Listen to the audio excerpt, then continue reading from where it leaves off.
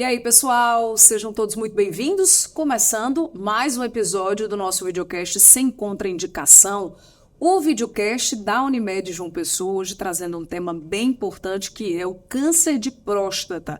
Por quê? Nós estamos aqui no novembro, né? Um mês dedicado à campanha Novembro Azul, que chama a atenção justamente para o combate e a prevenção ao câncer de próstata. E, para a gente ter uma ideia aqui, eu trazer também alguns números para vocês, depois do câncer de pele não melanoma, esse é o tipo de câncer mais comum entre os homens. Para você ter uma ideia, são esperados 71.730 novos casos no Brasil entre 2023 e 2025. Aqui na Paraíba, a estimativa é de 1.650 novos casos nesse mesmo período. Os dados, inclusive, são do Instituto Nacional do Câncer. Então, para a gente conversar, esclarecer, tirar algumas dúvidas, trazer dicas e orientações para você, eu recebo aqui hoje, né, 2 especialistas na área, 2 médicos urologistas, o Dr. Jarques Lúcio, seja bem-vindo. Prazer, Linda, e parabéns à Unimed João Pessoa por tal iniciativa. Eu acho que o Sem Contraindicação já é um sucesso. E faz esse canal direto, né, de comunicação com o paciente da Unimed João Pessoa, com o paciente de maneira geral paraibano, né, e faz entender melhor sobre as patologias e mais ainda num momento tão importante como esse. Sim. O Novembro Azul é realmente um momento de a gente frisar mais, enfatizar não só o homem, mas toda a família, né, como um todo. Quando o homem adoece, a família adoece, né? A mulher tem um hábito de se cuidar, o homem infelizmente não tem. Então esse reforço da Unimed João Pessoa num momento como esse é extremamente importante e mais uma vez parabéns pelo Sem Contraindicação. Obrigada pela presença aqui, e aqui a gente também está recebendo o doutor Tiago Costa. Seja bem-vindo, doutor. Obrigado, Linda. Eu, como presidente da Sociedade Brasileira de Urologia Seccional Paraíba, me sinto honrado em representar nós, junto com o grande colega Jarques, os urologistas, como ele já falou, nesse videocast, que é um sucesso e que faz essa comunicação direta aí com o usuário e com a população paraibana em geral. Antes da gente começar a nossa conversa, deixa eu dar um recado para você que nos assiste aqui, para você já se inscrever no nosso canal, porque se você não está inscrito, por favor, vamos ajudar no engajamento desse canal para que o nosso conteúdo, tudo que a gente vai compartilhar aqui, possa chegar a mais pessoas. Para isso, eu preciso que você dê um clique aí no sininho, curta, compartilhe também esse conteúdo, tá bom? E participe, interaja com a gente nas nossas redes sociais, por exemplo, no nosso Instagram, @Unimed João Pessoa. Tem também o nosso portal, lá você inclusive pode fazer perguntas e sugerir temas para os próximos episódios, tá bom? Estamos também na plataforma Spotify, ou seja, você pode ouvir o nosso conteúdo indo para o trabalho, voltando para casa, viajando e ficando por dentro aí de conteúdos que vão te ajudar a ter mais saúde e mais qualidade de vida, tá bom? Começando a nossa conversa aqui, a gente tem uma missão hoje, viu? Que é puxar a orelha dos homens, que é fazer um medinho, que é também esclarecer e tirar alguns mitos ou preconceitos, tá certo? Então eu conto com vocês para isso, tá bom? Antes eu queria que vocês se apresentassem, a experiência de vocês na área médica, quando vocês se formaram, há quanto tempo vocês praticam a medicina. Acho que nós somos formados na Universidade Federal da Paraíba, né? Eu estava brincando aqui antes de Tiago chegar, ele não parece, mas é um pouco mais jovem que eu, apesar de não parecer. Então nós somos formados aqui na Universidade Federal da Paraíba, né? Uma grande universidade, né? E tem uma grande leva também de urologistas, né? Nós saímos da Paraíba e depois voltamos, né, para fazer a formação em urologia, né? Eu sou formado em 2005 na Universidade Federal da Paraíba, quase 20 anos, né? 18 anos de formação, e aí depois a gente faz cirurgia geral, faz urologia, e retornei de fato a João Pessoa há em torno de 10 anos. Certo. Né? E é um prazer também, foi uma coincidência, né, estar com o Tiago aqui. Né? Amigos. Somos amigos, trabalhamos juntos, somos da mesma faculdade.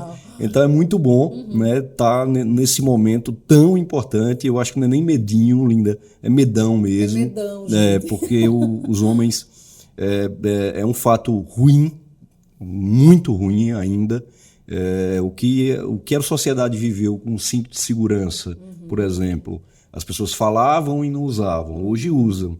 O que a sociedade viveu com cigarro, né? As pessoas sabiam que fazia mal, mas continuavam a fumar. Hoje já tem uma mudança da nossa sociedade, mas essa mudança ainda não está na prática para o cuidado da saúde do homem de maneira geral. Todo mundo fala, todo mundo sabe que realmente tem que se fazer, mas não sai da sua zona de conforto para realmente se cuidar. Então, nós precisamos dar essa guinada, né, para a saúde do homem. E quando alguém naquela família adoece, né, todo mundo adoece. Né, e o homem tem essa característica pessoal, histórica, cultural, de não se cuidar, de achar um pouco que não precisa, né, da saúde de maneira geral. E aí a gente vai ter que passar esse medão com esclarecimento, com o respaldo da ciência, mostrando que o homem tem que se cuidar sim. Doutor Tiago, são contemporâneos, então, de Somos, mas eu sou... Ele está dizendo que a diferença é pequena. Não, foi que eu me formei muito jovem. Eu me formei muito jovem, entrei muito novo na faculdade, então a gente conviveu realmente na faculdade, mas a gente tem mais ou menos esse mesmo tempo já de atuação na urologia aqui na Paraíba. Já que foi para São Paulo fazer a residência, eu fiz a residência aqui no Nordeste mesmo, mas nós nos reencontramos justamente quando ele já estava aqui, acho que há 2 anos, e foi logo depois quando eu voltei, e desde então estamos aí trabalhando juntos. E realmente o que a gente vê já nessa quase uma década de estrada na urologia é que realmente há um processo de conscientização e de adesão a essa questão da prevenção da saúde masculina, mas eu acho que tem um número que é muito didático para falar que ainda tem muita estrada para percorrer, porque a SBU realizou um levantamento em relação no DataSUS quanto ao número de consultas correspondentes ao gênero, e os homens estavam em média 30% menos consultas do que as mulheres. Então isso é uma coisa que a gente já imaginava, já via mesmo, que sabe que culturalmente as mulheres se cuidam mais, mas a gente quando vê o número e vê que é tanto, se espanta, né? Então, sabendo que tem aí 15 anos de campanha de Novembro Azul, que é uma coisa que já é bem difundida na mídia, que todo mundo que você fala ou pergunta já ouviu falar sobre, e ainda ter essa diferença muito grande é uma coisa que realmente espanta e que a gente tem que alertar mesmo. Bom, para começo de conversa, doutor Jacques, o que é a próstata e qual a função dela? Tá, a próstata é uma glândula, uma pequena glândula do nosso organismo, fica na pelve, na pequena pelve, né? Ela abraça a uretra. A uretra é o canal que sai o xixi da bexiga, né? Então a uretra é dividida em várias partes.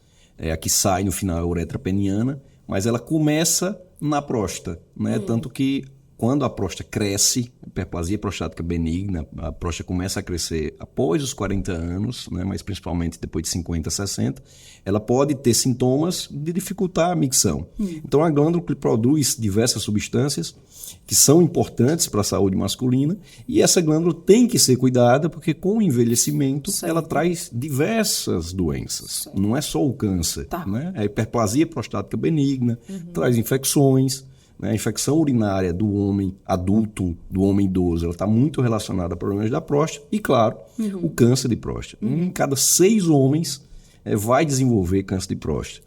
Então a ciência e a próstata como um todo, na última década, nos últimos 15 anos, sem sombra de dúvida, foi a que mais teve desenvolvimento de todos os órgãos sólidos. Se a gente considerar todos os órgãos sólidos do nosso organismo, eu acho que a próstata teve um destaque muito positivo. Em tudo, na verdade. Que a gente pensar em oncologia, no câncer, nas medicações que existem hoje para o combate do câncer de próstata, que eram impensadas há 10, 15 anos, e hoje a gente tem um arsenal muito grande. Na evolução, na evolução da cirurgia também, com a laparoscópica e com a robótica. Então, assim, a ciência tem ajudado demais. Mas o homem tem ajudado de menos.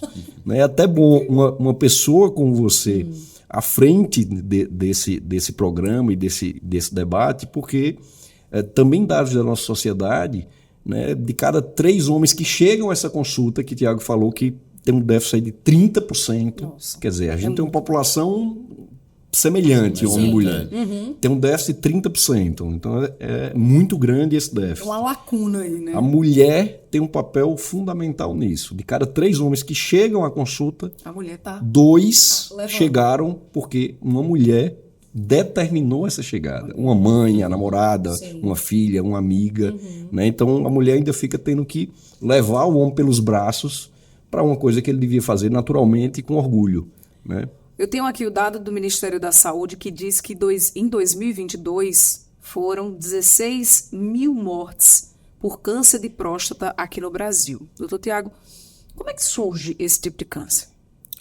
Bom, o surgimento do câncer, como todos os tipos de câncer, é por um erro na reprodução celular. Então, termina ocorrendo... Tem 10 a 20%, a estimativa em torno de 10 a 15% desses casos podem ter um fator familiar que favoreça, que são aqueles casos familiares, mas a grande maioria dos casos é o que nós chamamos de esporádicos, que são aqueles casos que surgem aleatoriamente. Sim. Então, devido a esse erro de reprodução celular, termina ocorrendo a formação desse tumor, desse nódulo, que aí é chamado câncer, né? Certo. E daí vai se desenvolver e que pode se espalhar para outros órgãos. No câncer de próstata é mais proeminente e mais comum a metástase para a região óssea e daí levando às complicações inerentes à doença. E é uma doença silenciosa ou dá sinais? Demais. Na verdade, a maioria das queixas que o homem refere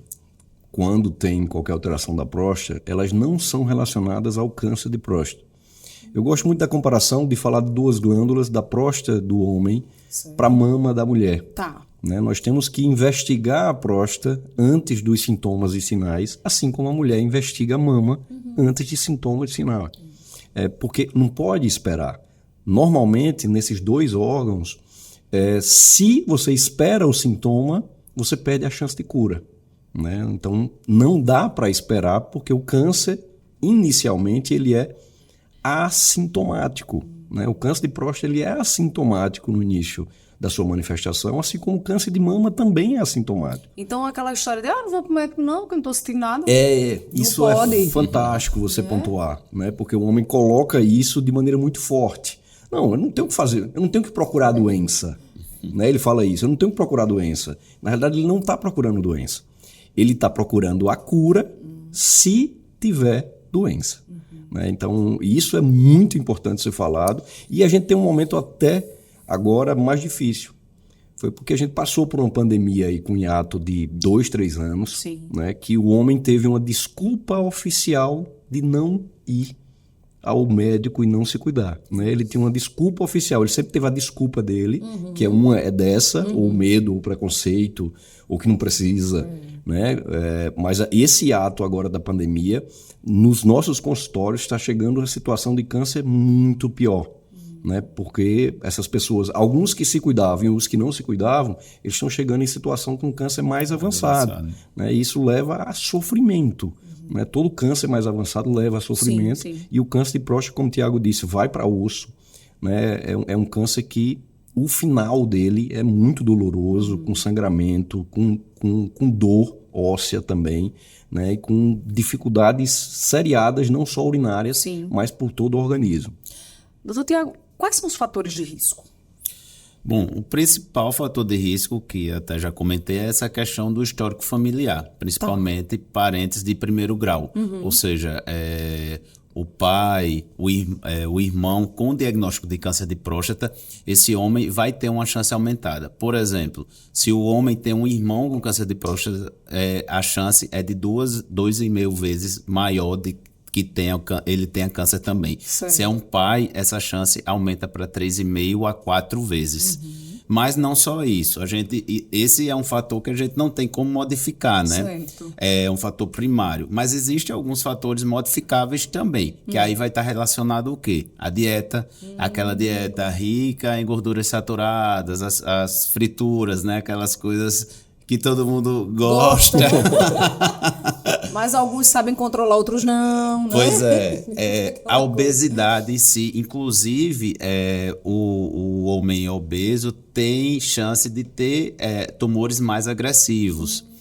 O fator raça, que é um fator de risco primário que está relacionado, apesar de que aqui no Brasil a gente tem esse fator de risco que é muito bem estudado na Europa, nos Estados Unidos, mas aqui no nosso país esse é um fator que é um tanto secundário, porque para um dado, por exemplo, que foi visto que mesmo nos homens fenotipicamente brancos, ou seja, aqueles homens brancos, 90% deles têm algum gene africano. Então, diante da miscigenação do nosso povo, né? O tabagismo, o cigarro é um fator de risco importante também para, além do desenvolvimento do câncer de próstata, também ter doença mais agressiva. Então, assim, a gente fala que o câncer de próstata tem esses fatores de risco, alguns deles que são evitáveis ou não, certo. Mas a forma de prevenção dele primária é limitada, porque, veja, eu falei dois que a gente não tem como mudar, que é a família e o fator raça, esses outros que até tem, mas a prevenção dele, o foco é principalmente a prevenção secundária, para acontecer isso que Jacques falou, da gente ter o diagnóstico na fase mais precoce e aí realmente poder conversar sobre cura e oferecer cura para esse paciente. Doutor Jacques, os idosos, eles são mais vulneráveis à doença ou não tem nada a ver? Acaba que sim, porque 2/3 dos casos de câncer de próstata são em pacientes acima de 65 anos. Né? Então, com o avançar da idade, a próstata cresce mais. Certo. E também a chance do câncer de próstata acaba sendo também maior. Né? E esse paciente idoso, que está acontecendo, o Brasil já tem dados mostrando muito claramente o envelhecimento da população. Então, esse paciente idoso, esse é um paciente com mais comorbidades, esse é um paciente com mais problemas de saúde de maneira geral, certo. E aí isso dificulta muitas vezes fazer uma abordagem melhor para o câncer. Né? Então, o Tiago destacou bem a questão de fatores evitáveis, certo. Que não só tem um impacto direto no câncer de próstata, mas em diversos cânceres do nosso organismo. Né? A questão da obesidade, a questão do tabagismo, a questão da comida gordurosa. Né? A prática de atividade física. É engraçado. Que termina ajudando uma coisa para outra. Né? É engraçado que no cigarro hoje, por lei, atrás do cigarro, quando vira assim, tem dizendo, esse cigarro causa tal câncer. Isso. Né? E aí tem a velha piada, que é uma verdade, o paciente, quando vai comprar o cigarro, ele diz, não, troca esse aqui de câncer, me deu de câncer, eu não quero que dá impotência. Né? Então... mentalidade, né? A mentalidade ainda é essa, né? Ele prefere o câncer e a disfunção erétil, sendo que todos esses fatores já citados, eles levam ao câncer e levam também a patologias no pênis, com a disfunção erétil, que é chamada de maneira simplória de impotência, com os problemas cardiológicos. Então está tudo interligado, né? Não tem como, né? A ereção é baseada em sangue, né? E precisa que chegue lá. Para ter a boa ereção, tem que ter sangue. Né? Para esse sangue chegar bem, os vasos penianos têm que estar saudáveis. Sim. Então, a promoção da saúde, e aí é um momento importante para a gente frisar isso, ter uma atividade física regular, procurar ter o controle realmente balanceado de uma alimentação saudável. Né? A gente está exposto a uma alimentação industrializada cada vez pior, é fácil, né, tomar um refrigerante, mas é difícil tomar um suco de fruta. Né? Então, é importante que a gente tenha um olhar voltado para a alimentação, para uma atividade física regular, para combate antitabagismo, porque tudo isso influencia diretamente as neoplasias e as doenças crônicas. E é tanto que o foco das últimas campanhas do Novembro Azul, claro, a gente dá um enfoque no câncer de próstata, mas a gente está tentando trazer mais na questão da saúde do homem mesmo, como um todo, porque é um conjunto. A saúde da próstata, cardiovascular, da vida sexual, porque a gente entende que a promoção da saúde é que o homem tem que estar bem em todos esses aspectos. Sim. E que ele entenda também isso. E que uma coisa está ligada à outra. Ele, ao mesmo tempo que está prevenindo a doença, o infarto, o AVC, ele está prevenindo também o câncer de próstata.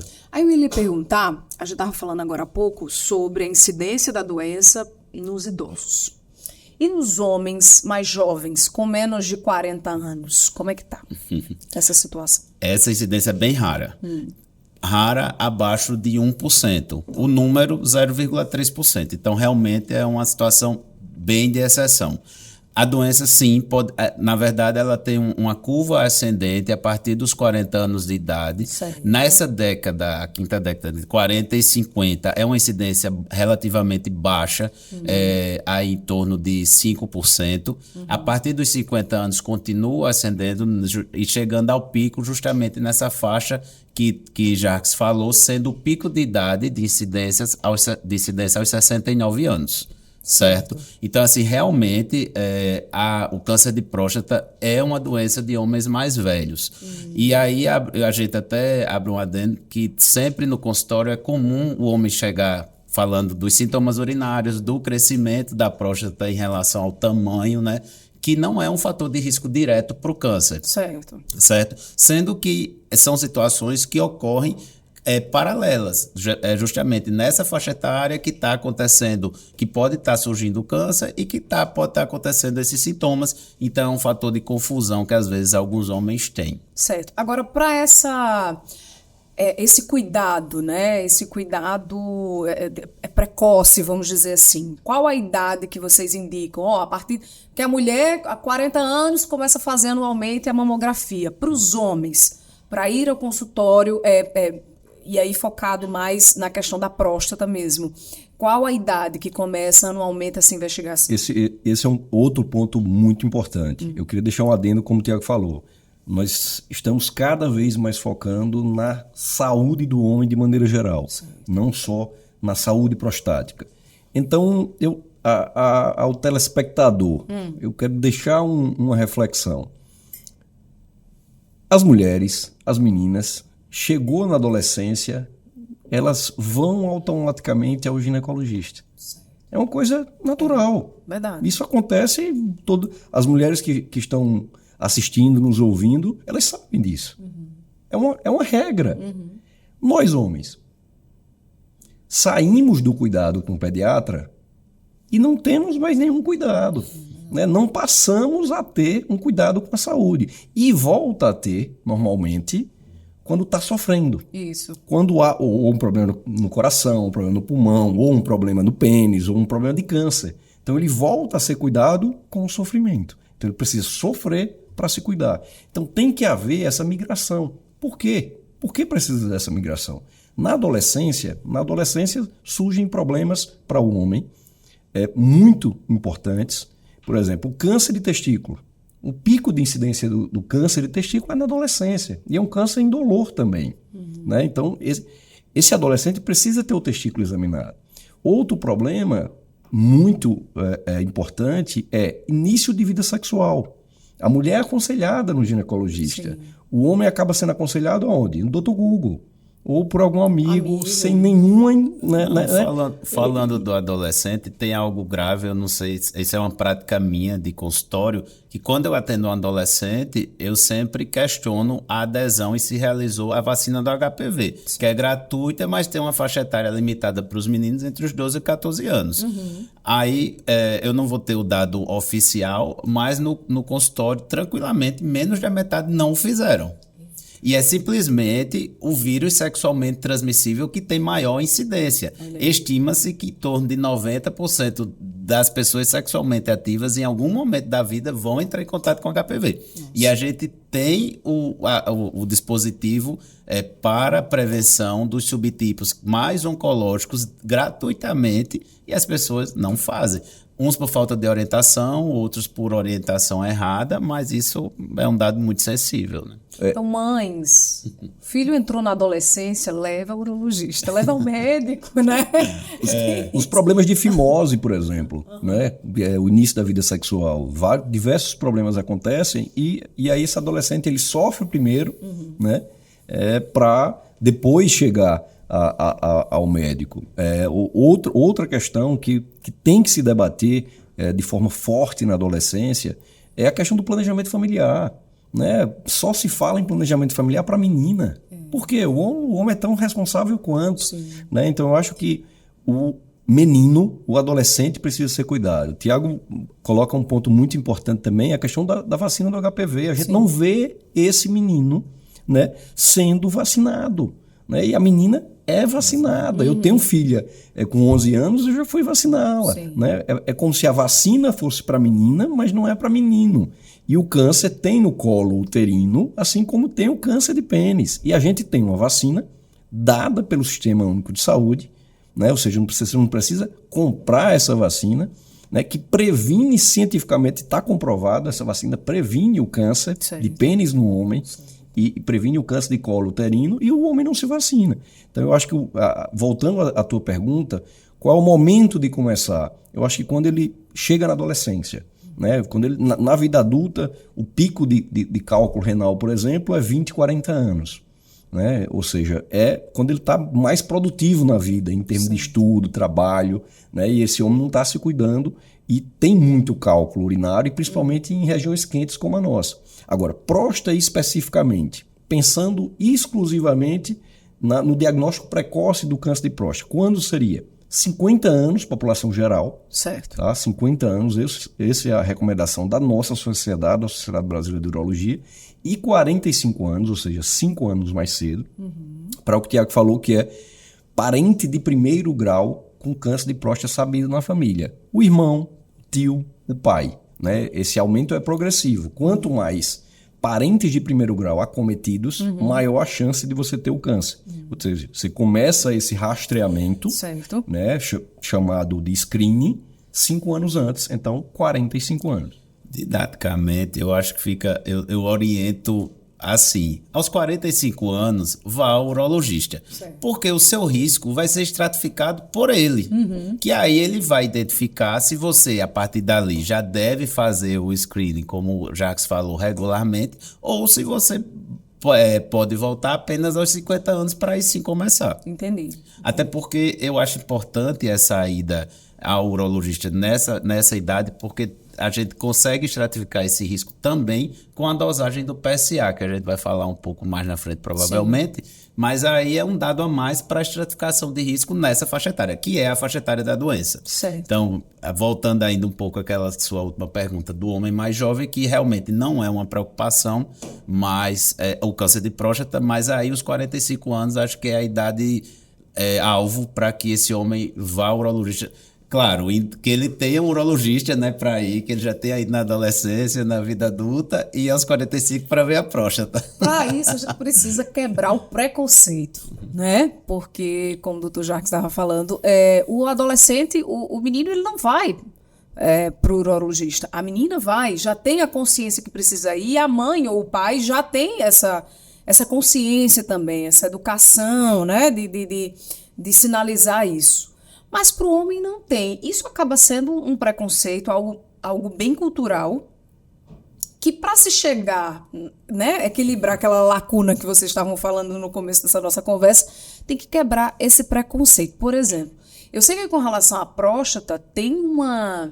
E eu escuto homens, né, pai, irmão, pessoas próximas, que têm esse medo. Não é nem preconceito, é um medo enrustido dos exames, inclusive do toque. E aí eu queria que a gente conversasse agora sobre essas questões, né? Sobre os exames, tanto do toque retal quanto do PSA. Quem vem primeiro? Qual a necessidade de um? Qual a necessidade do outro? E também que vocês falassem de uma forma clara para que os homens que estão nos assistindo perdessem um pouco, que seja, desse medo, né, de ir até vocês, procurar ajuda e quem sabe, assim, se prevenir de uma forma correta, né?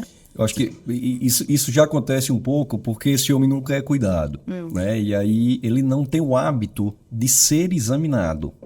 Ele não tem o hábito de, em momento nenhum da vida, o médico examinar. Uma coisa que é natural e precisa ser feito. Assim como a mulher na ginecologista, adolescente, o menino, na vida adulta, o homem, precisa ser examinado, né? Pênis, testículo, abdômen, né? Se tem alguma alteração de fato. Então, o primeiro medo é o desconhecimento, porque ele nunca foi examinado, né? Esse é um fato, assim, não tem uma rotina daquilo. Aquilo não é algo natural, é algo estranho, é algo diferente. E aí, quando ele não conhece, ele passa a ter medo, preconceito pelo desconhecimento. Esse é um fator, a falta de rotina do cuidado com a saúde. E o outro fator é o que a gente escuta as piadinhas toda hora, do toque retal, né? Tem muita relação com o toque retal de perder masculinidade, uma grande bobagem, né? E como o homem não quer ser, ele primeiro não quer ser examinado por essa rotina e segundo ele não quer receber o toque, que é outra, sinceramente, grande ignorância. Eu vou abrir um parênteses aí, já que a gente falou de homens mais jovens. Não é só ser examinado, não. É fazer o autoexame. Por exemplo, o autoexame do testículo, como ele falou, o pico de incidência do câncer de testículo é em homens mais jovens. Certo. E termina, às vezes, passando bem despercebido, porque esse homem não tem o costume de fazer o autoexame testicular. E, pasmem, chega também homens jovens no consultório que palpou uma estrutura que é normal no testículo, tipo o epidídimo, que é uma estrutura anatômica. Certo. Então, ou seja, aquele homem nunca tinha palpado o seu próprio testículo. Então, assim, é o próprio autoconhecimento. Eu sempre falo para os meus pacientes, o seu órgão genital é um órgão externo, é diferente da mulher, então você tem que ver o seu órgão genital. Se tem alguma alteração, você tem que fazer o autoexame genital. Eu estou falando aqui do câncer de testículo, que é uma incidência baixa, mas, por exemplo, o próprio HPV, às vezes o homem tem e desconhece, porque ele simplesmente não faz o autoexame da genitália. Entendi. Ele não olha o pênis. Entendi. Ele não olha o pênis, ele não toca, né? Não toca seu testículo. O Tiago falou, muitas vezes ele chega, eu senti essa estrutura, né? E é o epidídimo, uma glândula anexa ao testículo que ele sempre teve. Outro fato importante para as mães passa a rotina com o pediatra, mas eu sempre digo, o testículo tem que estar na bolsa no primeiro ano de vida. Tem que ter 2 ovinhos lá no primeiro ano de vida, né? Que se não tiver, é a criptorquidia, é o testículo escondido, o testículo fora de lugar. Então, o testículo tem que estar na bolsa desde cedo. Aí, no caso, a mãe e o pai têm que olhar isso. Né? Muitas vezes chega no consultório a criança com 5, 7 anos e passou desapercebido. Né? Então, isso também é um ponto muito importante da rotina, no caso, da criança, depois adolescente, depois adulto jovem. E a questão do toque é uma bobagem muito grande. O toque é um exame simples, rápido, indolor. O toque dura menos de 10 segundos. Né? A próstata é muito próximo da borda anal. Né? Então, as pessoas até falam para a gente com muita frequência, a medicina evolui tanto, por que ainda tem um toque? Sim. Né? Eu escuto muito isso. Eu digo a mesma coisa. O problema de pele, o dermatologista, por exemplo, vai deixar de tocar e olhar? Não. Uma patologia abdominal vai deixar de ser palpado o abdômen? Também não. Né? Então, o exame do toque é exame físico. É algo importante e que consegue, de maneira muito simples, né, detectar alterações dessa próstata. É muito simples, Olinda. Didaticamente, a gente mostra. Toca aqui. Você. Eu. Isso. Agora toca aqui. Dá para sentir uma diferença? Sim. Então, essa consistência é de uma próstata normal. Essa consistência é de um nódulo. Ou seja, é muito simples e é muito importante esse exame. Ele vai nortear. Então, quando você fala o que é para fazer e como fazer, é a combinação. O toque, que faz parte do exame físico, mais o PSA, que é um exame complementar, um exame simples de sangue. Então, o que é o melhor? Os dois juntos. Quando?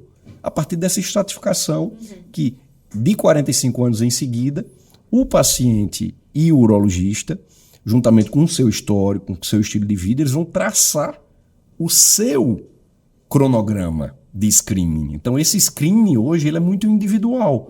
Não é mais uma regra de bolo para todo mundo. Né? Então, você faz o screening de acordo com o paciente como um todo. Seu João, tantos anos, história tal, o urologista vai fazer o planejamento de acordo com esses dados de como fazer o screening dele, ou seja, como ter uma detecção precoce se ele tiver o câncer de próstata e promover a cura, que é o mais importante de tudo isso. Sim. Então o PSA junto com o toque, eles se ajudam, eles se combinam. Eles dois juntos é o que se tem de melhor, né, para realmente fazer, e são simples, rápidos, baratos, nenhum dos dois é caro, né, e realmente possibilitam um diagnóstico precoce. Vou ainda mastigar essa história do exame do toque retal, viu? Porque a gente sabe que tem muitas cabecinhas pensantes que estão assistindo agora e que ainda são muito resistentes. Se vocês pudessem trazer aqui pra gente um nível de desconforto do exame do toque, qual seria? Bom, de relato de paciente, realmente, mesmo aqueles que no momento inicial estavam muito resistentes e que a gente conversa e expõe a necessidade e a indicação e a maneira de fazer, eles, assim, quase 100% refere que se espantado que não esperava que era uma forma tão simples e tão rápida e que era uma besteira deles que não ter feito ainda. Então, assim, respondendo objetivamente a sua pergunta, não estou conseguindo nem uma comparação. Muitas vezes a gente escuta do paciente. Acabou? Já? É só isso, né? É só isso. Né? O paciente fala, se eu soubesse que era tão fácil, eu tinha feito antes. Tem aqueles que chegam e querem só fazer o PSA? Tem. Não, doutor, o toque, né? Ainda tem o que só quer fazer o PSA. E tem um problema também. Aquele que quer só fazer, que só fez o toque e acha que resolveu. Não é. Ele tem que fazer o toque. Principalmente às vezes em serviço público a gente vê isso. Ele fez o toque, a gente pede o PSA e ele não volta com o exame. Porque, não, eu fiz o toque, tá ok. Não é assim. É um conjunto. Tem esse mito também, do jeito que tem a barreira, tem o mito ao contrário, de que o toque é o mais importante. Não é. Ele faz parte da avaliação e a avaliação melhor dele é junto com o PSA. Na hora que é feito o exame do toque, quando se percebe que há alguma normalidade, vamos dizer assim, o que é feito? Qual o protocolo? Aí, quais são os exames, né, que vocês normalmente buscam para realmente ter um diagnóstico preciso? Os dois exames mais simples, né, que são o PSA, que é um exame de sangue, e o toque, que faz parte do exame físico, uma alteração dos dois juntos ou isolados, eles indicam uma suspeita de câncer de próstata. Quando há, de fato, essa suspeita pelo PSA e ou toque, tem que se dar um próximo passo nessa investigação. Então, pode-se, a depender do caso, já ir direto para uma biópsia, que é tirar fragmento da próstata para saber se tem câncer ou não, ou, atualmente, nos últimos anos, tem um exame que ajuda muito nessa decisão da biópsia, é a ressonância da próstata. A ressonância é um exame que tem mudado muita coisa para o urologista, porque ela tem guiado melhor a suspeita do câncer de próstata, que assim como a mama classifica em suspeita pela mamografia, existe uma classificação também para a próstata na ressonância, PIRADS, né, que classifica 1, 2, 3, 4, 5. Né? Quanto maior o número, maior a chance daquela alteração ser relacionada ao câncer.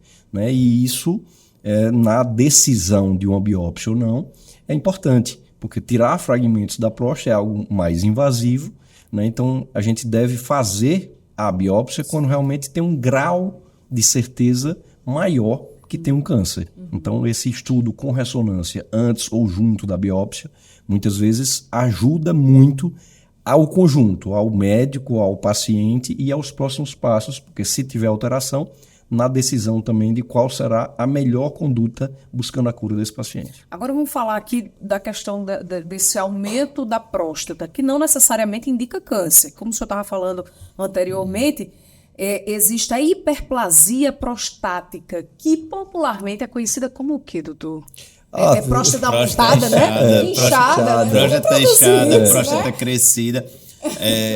Isso é uma situação inerente ao envelhecimento. Então, ali a partir dos 40, 45 homens, todo homem vai ter um certo crescimento prostático. Sim. O que vai mudar é a velocidade desse crescimento e se esse crescimento vai determinar o surgimento de algum sintoma urinário ou não. Quando a gente desassocia a questão da hiperplasia prostática benigna do câncer de próstata, principalmente porque esse crescimento se dá numa área da próstata, porque Jacques muito bem falou no início que a próstata é uma glândula relativamente pequena, mais ou menos do tamanho de uma noz, mas mesmo ela sendo pequena, ela é dividida em algumas áreas. Certo. E a hiperplasia, o crescimento benigno, ocorre numa determinada área, enquanto na grande maioria das vezes, a neoplasia, o câncer, ocorre em outra área, na área posterior. Então, por isso que a gente desassocia principalmente essa questão do crescimento com a questão do câncer. Não é um fator de risco em si para câncer, mas também não é um fator de risco em si, isoladamente, para os sintomas urinários. Isso é importante porque muitos pacientes, às vezes, vão no clínico, no gastro. Então, o paciente ali na faixa dos 40 e poucos anos vai fazer um ultrassom por algum outro motivo e o ultrassom veio com a próstata um pouco crescida. E isso é fonte de angústia e de ida ao consultório, o paciente bastante preocupado, perdendo noite de sono. Mas não, realmente é algo que é esperado nessa faixa etária e que por si só não significa, não representa um fator de risco para ele. Esse ponto é legal ser citado, né? Porque o ultrassom é um exame mais simples, mais rápido, que o paciente faz com maior rotina. Certo. Então, muitas vezes, o que o Tiago falou agora, eu não dormi ontem, eu recebi esse ultrassom, eu estou há uma semana muito tenso, porque lá no ultrassom tem próstata aumentada. Sim. Eu sempre digo, de maneira descontraída, mas é uma verdade científica, olha, tamanho de próstata e tamanho de pênis não é documento, né? Que são os dois tamanhos que o homem se preocupa muito. Quando vê uma alteração que diz a sua próstata está um pouco aumentada, ou sempre a questão do tamanho do pênis, né? Então, esses tamanhos em si, tanto para a próstata como no pênis, eles não têm nenhum impacto na vida do homem, né? O tamanho de próstata vai nortear, claro, na conduta que o médico vem a fazer. Mas o mais importante é a queixa clínica. É o que aquele tamanho está trazendo de impacto para a qualidade de vida da urina dele, né? Da micção. Ele está acordando muito à noite, ele faz força para urinar, ele vai no banheiro, faz xixi e depois de 15, 20 minutos volta, né? Ele tem algum desconforto para urinar, ele vai para o banheiro e fica lá sem a urina sair, que é uma coisa chamada hesitância. Né? Então, essas queixas clínicas, no geral, que vai fazer, juntamente com o urologista, a gente ver o impacto de tudo isso na vida dele e decidir por um tratamento. Entendi. Falando de urina, existe alguma, vamos dizer assim, quando há algum desconforto, quando ele vê a coloração ou odor, enfim... tem alguma coisa relacionada à próstata ou não? Ou pode ser relacionada a outras patologias, mas não exatamente à questão da próstata, do câncer de próstata? Não, diretamente em relação ao câncer de próstata, não, né?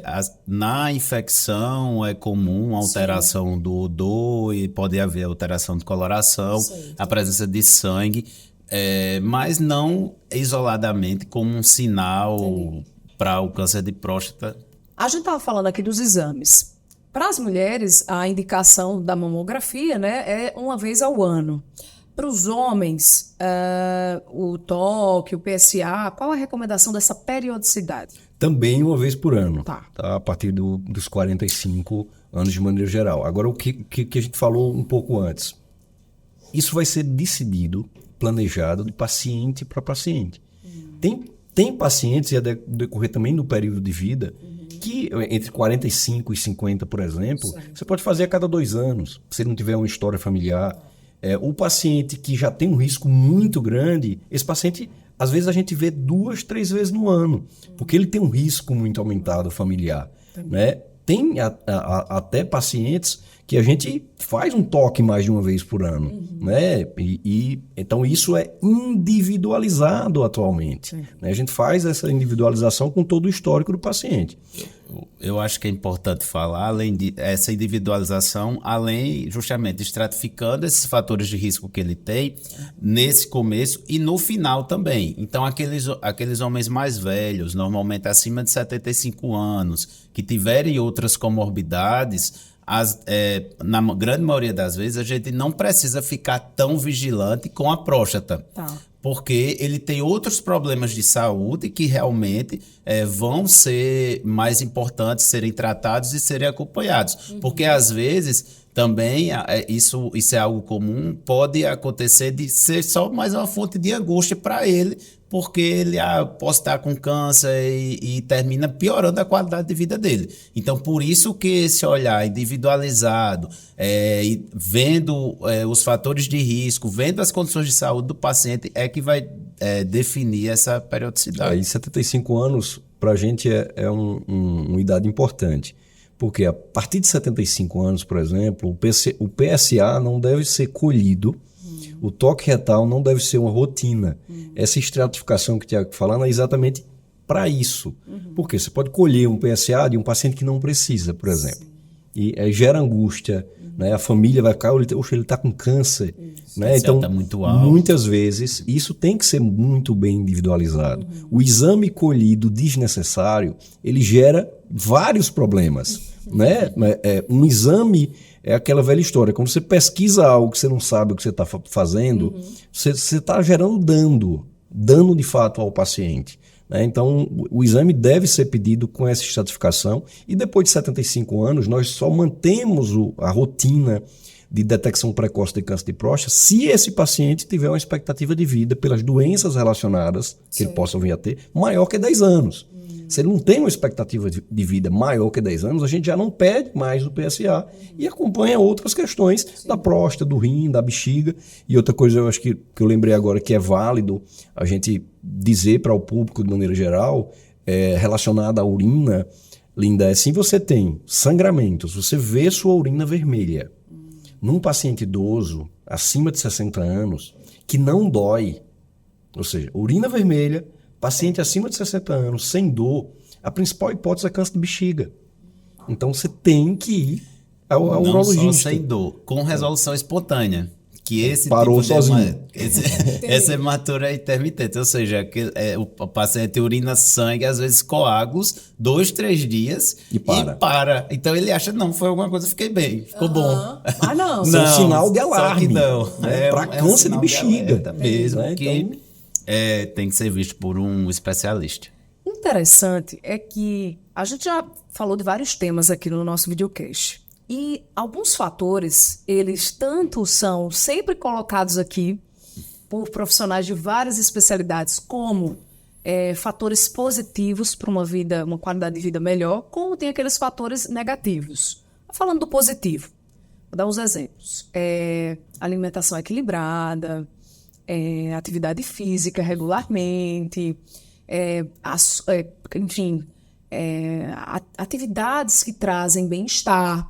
São fatores que, em todos os assuntos que a gente trouxe aqui até hoje no videocast, estão interligados e favorecem a mais saúde, mais qualidade de vida para a população. Por isso que a gente tem aqui no nosso videocast um quadro que se chama Mente Ativa. Porque a gente acredita que através de vocês também, profissionais nas suas áreas de especialidade, e trazendo exemplos de vocês, a gente pode também estimular e influenciar as pessoas a também terem os seus momentos ali para além do profissional, para além do trabalho. E hoje, né, nós vamos aqui conhecer os nossos 2 convidados um pouco a mais, além da prática médica. Vamos começar com o Dr. Tiago, que já um passarinho aqui já me falou que gosta de correr, assistir séries e filmes, ou seja, são os hobbies que você traz aí pro seu dia a dia. Olha ele correndo aí, ó. Corredor profissional, gente. Profissional não, isso aí é a corridinha de 5 km, mas já estão nas de 10, olha viu? Aí, já é bom. Ô, Tiago, e a bike? Você gostava da bike também? Não, eu fui ciclista da pandemia, né? Porque Eu continuo Ciclista da pandemia é ótimo, né? Ciclista da pandemia, porque você tava com um tempinho ali para acordar mais cedo. Sim. O problema da bike, para mim, é a hora de acordar. Que aí você tem que acordar com o nascer do sol. Tem que acordar o sol, né? Tem que, tipo isso. E aqui em João Pessoa fica sempre difícil acordar o sol, né? Aí, Você pratica corrida quantas vezes na semana? de 2 a 3 vezes. Poxa, 10 quilômetros. Não, aí varia entre 5 e 7 essas minhas idas. E termina que eu sou mais. Tenho mais regularidade com a corrida hoje, porque eu tenho conseguido ir para academia de manhã, porque aí dá para ir um pouquinho mais tarde do que da bike, né? Pronto, hoje mesmo eu fui. Olha aí, tá vendo?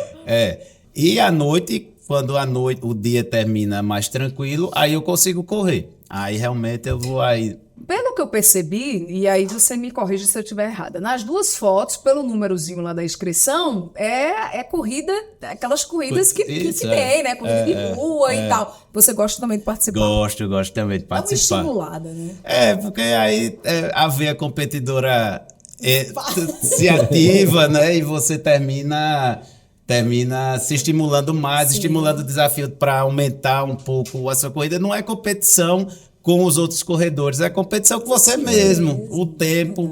E aí termina que você realmente se empolga. E é chegado também numa série, no filme. Eu gosto. Tá assistindo o quê? Série? Tá assistindo Terminei alguma, ontem Lupin. Ele foi massa, viu? Ele foi massa. Gostei, eu assisti. Eu tava uma semana bem estressado, semana passada, que a gente teve um evento, aí não consegui ver. Aí, quando foi domingo e ontem, consegui terminar. Lupin é massa, assisti também. Né, legal. E filme? Um filme aí que você pode ter assistido, uma indicação de filme que você poderia trazer aqui para quem tá assistindo. Uma indicação de filme um filme da Amazon muito bom, que é Projeto Secreto. Eu não tô com certeza do nome agora, você me pegou. Eu vou até anotar, viu, gente? Anota Mas aí. Projeto Secreto. Eu acho que eu tô dizendo o nome errado. Será, hein? É porque eu gosto de... Deixa eu ver. Vamos filar. A gente aqui, né? Vamos agir naturalmente, gente. Pelo amor de Deus. Deixa eu abrir aqui o aplicativo, rapidinho. Abra aí pra eu ver. Vamos. Aqui. Que é o resgate de uma família no Afeganistão. Deixa eu muito ver. bom. Projeto Não, esse nome tá errado. Secreto. É. Projeto Secreto. Deixa eu ver. Aqui, apareceu isso aqui. Acho Não, que não é não. Tá errado. não. Calma aí, gente. Calma aí. Tá na... Mas é legal. E o senhor gosta mais de filme ficção científica, guerra? Não, eu adoro ficção científica, Tá. mas pronto, aqui apareceu uma indicação Top Gun Maverick. Olha aí, tá vendo? Olha aí, já. Uma Me dica. ajudou com o Projeto Secreto, que eu Saí. o nome errado. E tirei da saia justa, viu? Foi. Não tem problema Literalmente.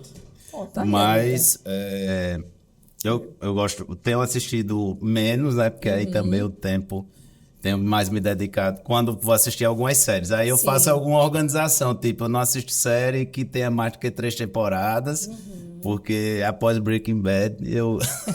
Pois eu não consegui assistir Breaking Bad. Comecei e não consegui. São muitas temporadas. né? Não consegui. Verdade. Eu terminei, que eu tinha começado e não tinha terminado, mas aí recomecei, foi aquele Peaky Blinders, que é muito legal. Sim. Eu comecei, é longa demais, aí parei e aí eu tive que começar de novo. Mas Breaking Bad você terminou? Terminei. É bom? Vale a pena? Vale a pena. Porque- Vale a pena a viagem, mas é longa. Então eu não consegui terminar. Eu terminei domingo agora. O Pacífico, que é uma história real. Eu gosto de história de guerra. É uma história real. É curto, são só 10 episódios. É uma história que realmente se passou, né, na Segunda Guerra, durante a Segunda Guerra, no Pacífico, exclusivamente naquelas ilhas japonesas, Acho que eu comecei a assistir no essa. confronto Estados Unidos versus Japão. Certo. Né? Então é um retrato bem verdadeiro e é um filme interessante. Também é um dos seus hobbies, né? Nossa, Deixa eu esse dar filme uma é muito dica. bom. Deixa eu dar uma dica de leitura. Pois não.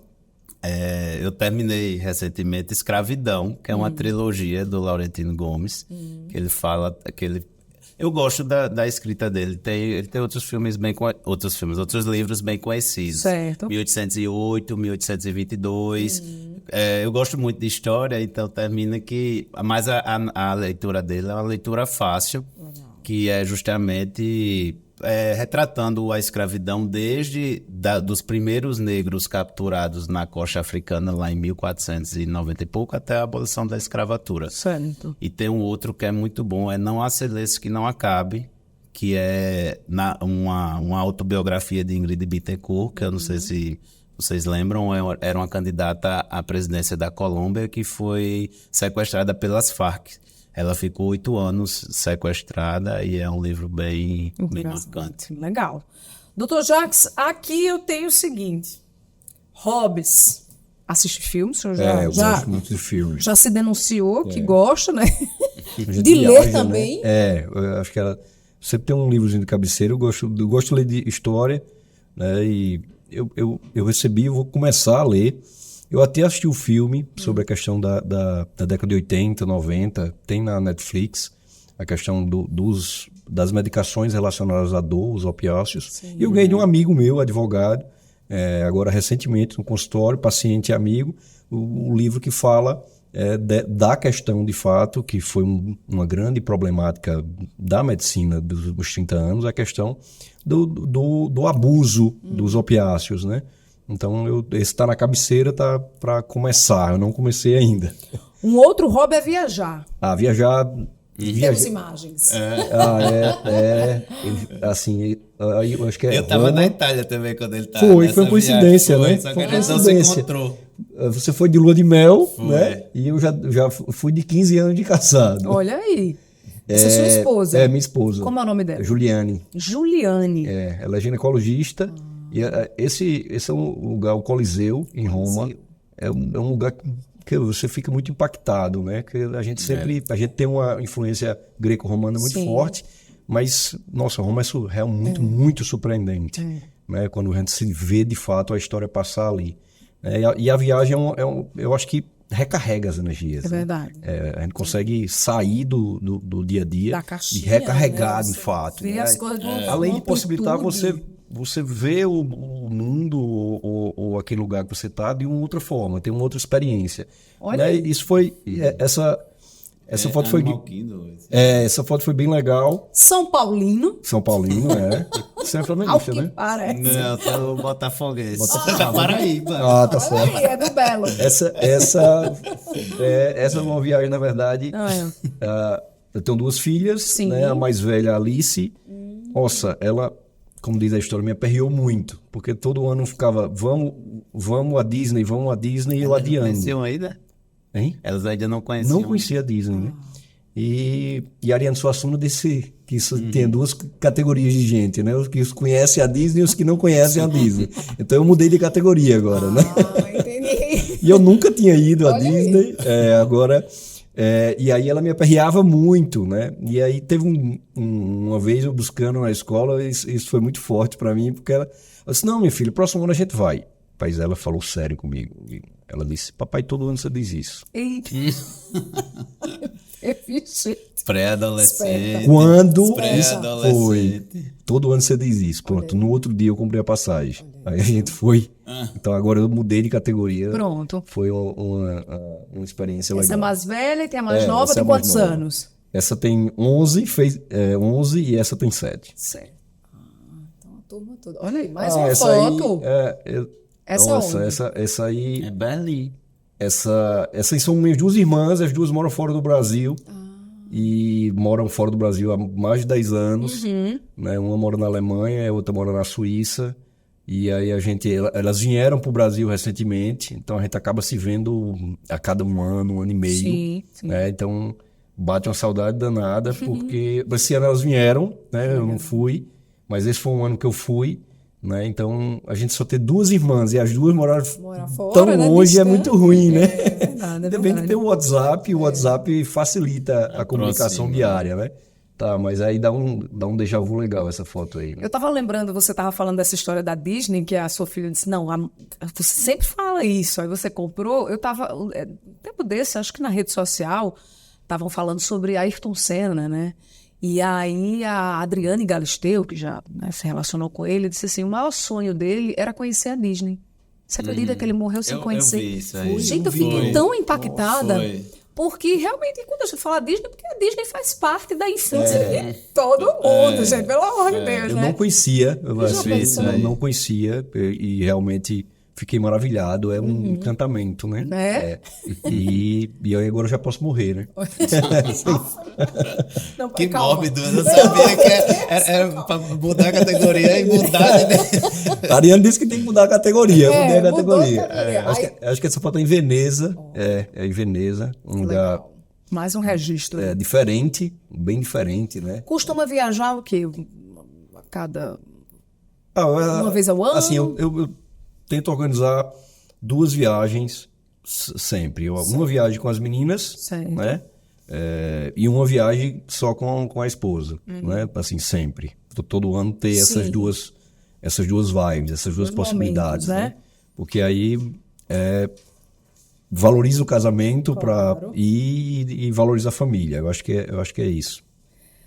Bom, saindo um pouquinho, né, terminando esse nosso momento mais descontraído, vamos dizer assim, do nosso videocast, e voltando ao nosso tema principal, que é o câncer de próstata, queria começar a falar agora sobre tratamento e cura da doença, certo? Quando detectado, né, quais são os percentuais de cura do câncer de próstata? Bom, vai depender muito em que estágio essa doença vai se encontrar. Falando em números, hoje estou em torno de ainda 20% a 25% ainda são diagnosticados em estágios mais avançados.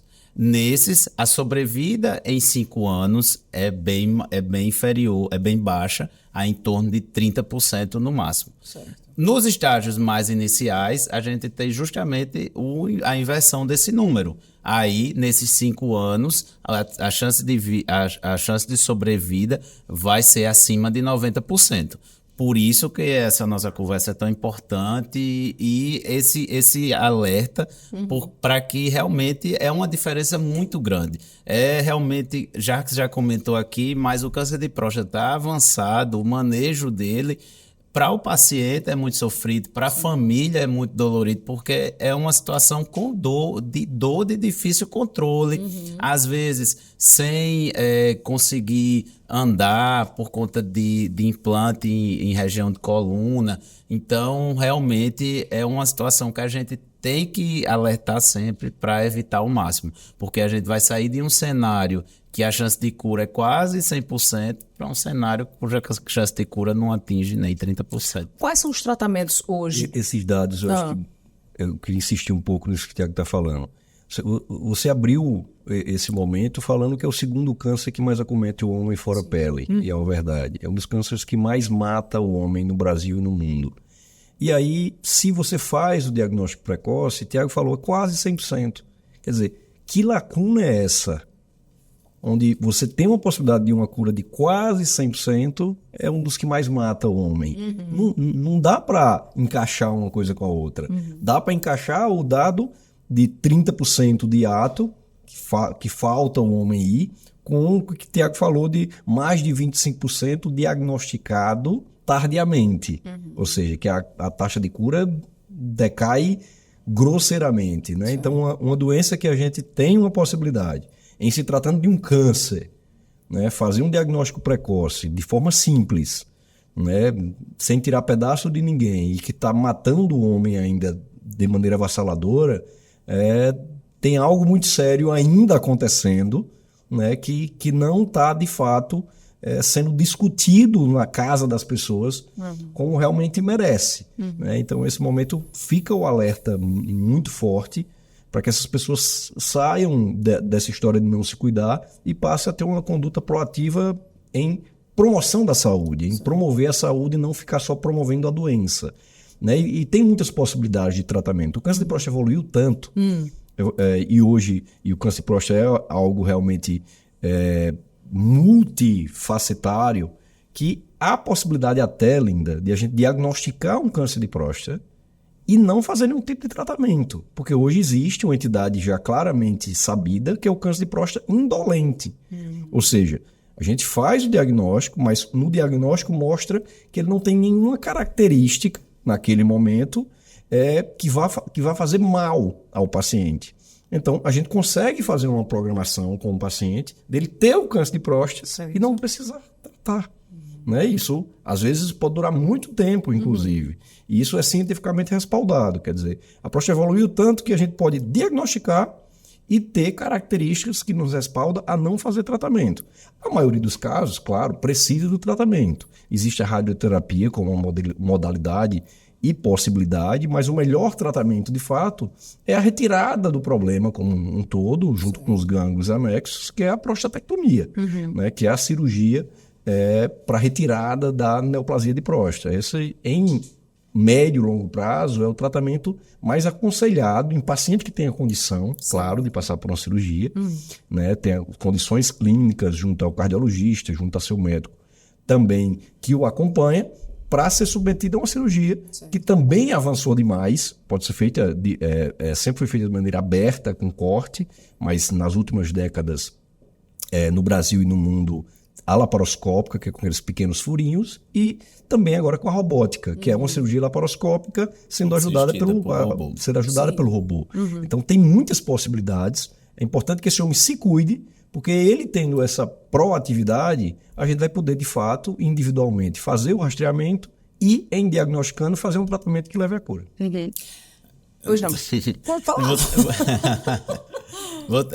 Essa questão do câncer de próstata, você observou que sempre é aquela situação que você está sempre estratificando o paciente, você está sempre individualizando a situação. Sim. Então, o tratamento vai ser com foco nisso também. Muito bem colocado por Jacques, dependendo da individualização do seu risco, como você diagnosticou, se é uma doença localizada com algum fator de risco ou não, aí você vai individualizar a estratégia de tratamento para você decidir junto com o paciente. Hoje em dia essa decisão é uma decisão compartilhada. Ele tem que entender sobre os riscos e benefícios de cada modalidade, inclusive a modalidade da vigilância ativa, do Watchful Wait, que é esse que ele falou, não por hora, acompanhar e decidir, e o paciente ter substrato para que realmente ele consiga definir o que é melhor e o que se encaixa melhor naquela doença dele. Estamos chegando ao fim deste episódio, mas queria agradecer a participação de vocês e gostaria de pedir para que vocês também deixassem uma mensagem para os homens que estão nos assistindo sobre esse cuidado, né, com a saúde como um todo. Linda, eu acho que eu tenho que agradecer a você, né, por capitanear tão bem esse momento, a Unimed João Pessoa pela ação, né, em estar preocupado com o paciente, não só da Unimed, mas de maneira global, para levar com responsabilidade, consciência, as informações corretas. Né? A gente vê muita má informação ser veiculada na saúde e mais ainda na urologia, né, com a questão do câncer, com a questão da sexualidade, com a questão de hormônios.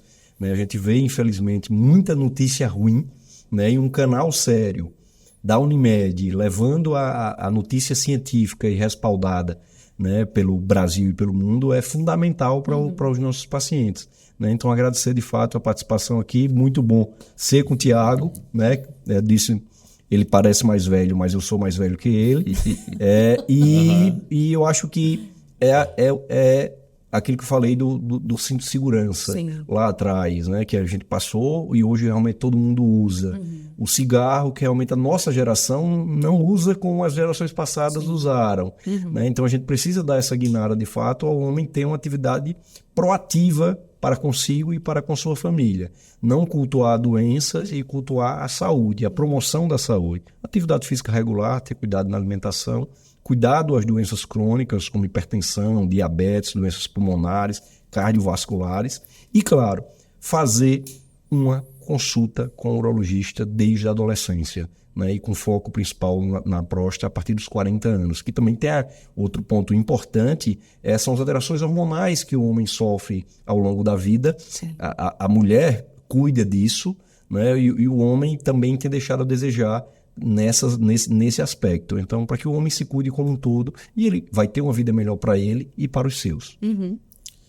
Não há dúvida, realmente Jacques coloca muito bem, a gente só tem a agradecer o espaço. Realmente, essa é também uma das nossas funções, é promover o conhecimento e levar a informação, procurar levar a informação atualizada e de qualidade. Obrigado pelo espaço, pela maneira que você nos conduziu aqui, que é muito, muito tranquilo e que realmente, com certeza, conversa diretamente com quem está aí do outro lado. E essa função justamente naquela situação que a gente quer não só acrescentar anos à vida desse homem, a gente quer acrescentar qualidade. E para isso tem que passar pela conscientização dele, que ele tem que ter o cuidado da saúde, da ida ao médico em si, mas eu também um recado que eu falo sempre para meus pacientes: a sua vinda aqui não é o que garante a sua saúde, é os seus atos no dia a dia, é o que você come, o que você faz quando acorda, a atividade física que lhe dá prazer para a sua saúde mental e física também. Então, assim, a Unimed João Pessoa está realmente de parabéns por esse momento, por esse espaço. Me sinto honrado de estar aqui com ele e também com esse meu colega mais velho, Dr. Jacques. Mas que a gente conversa muito bem, apesar da diferença de idade. E é isso, é um prazer, espero poder voltar aqui outras vezes. Até breve, obrigada, pessoal. Obrigada a você também. Faz o seguinte, você mulher que tem filho, sobrinho, namorado, marido, conhecido, amigo, encaminha esse conteúdo para essa turma, hein? Vamos ajudar aí para que esse conteúdo chegue a mais pessoas e a mais homens, sobretudo, para a gente conscientizar essa turma do cuidado com a saúde. Obrigado pela sua companhia. Lembrando que nas nossas plataformas você pode participar, interagir, assistir os episódios anteriores e até sugerir temas para os próximos episódios, tá bom? Semana que vem tem mais videocast sem contraindicação. Obrigada pela sua companhia e até semana que vem.